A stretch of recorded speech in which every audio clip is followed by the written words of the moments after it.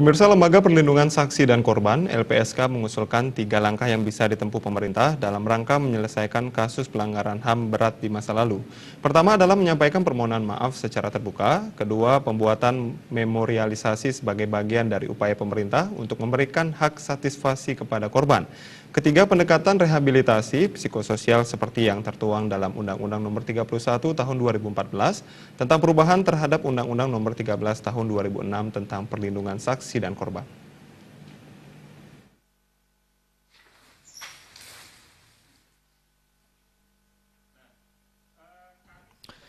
Dalam rangka peringatan Hari Hak Asasi Manusia yang diperingati setiap tanggal 10 Desember, Lembaga Perlindungan Saksi dan Korban (LPSK) mengusulkan 3 langkah yang bisa ditempuh pemerintah dalam menyelesaikan kasus pelanggaran HAM berat di masa lalu.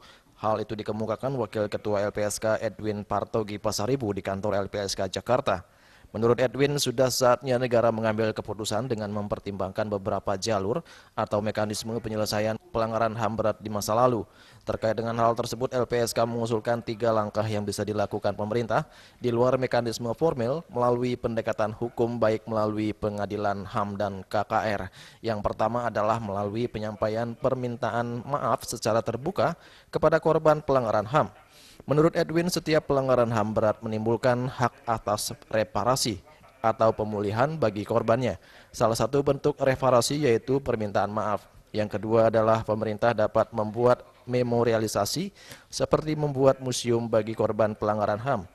Pembuatan memorialisasi ini sebagai bagian dari upaya pemerintah untuk memberikan hak satisfasi kepada korban. Dan yang terakhir adalah pemerintah dapat memberikan bantuan kepada para korban dengan pendekatan rehabilitasi psikologis. Rehabilitasi psikologis merupakan salah satu hak bagi korban pelanggaran HAM yang berat. Selain bantuan medis dan psikologis yang diberikan negara kepada korban melalui Lembaga Perlindungan Saksi dan Korban (LPSK), seperti yang tertuang dalam Undang-Undang Nomor 31 Tahun 2014 tentang perubahan Undang-Undang Nomor 13 Tahun 2006 tentang perlindungan saksi dan korban. Nah, rehabilitasi psikososial ini melekat pada hak korban, salah satu korban pelanggaran HAM yang berat, gitu.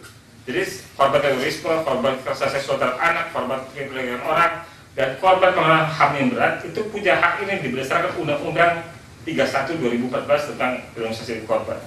Nah, ini yang kami sebenarnya dorong agar pemerintah ya secara simultan menjalankan proses formil untuk pengungkapan melalui pengadilan atau KKR tadi, sekaligus juga di bawahnya ya mempertahankan ingatan dengan memorialisasi dan memberikan bantuan kepada para korbannya.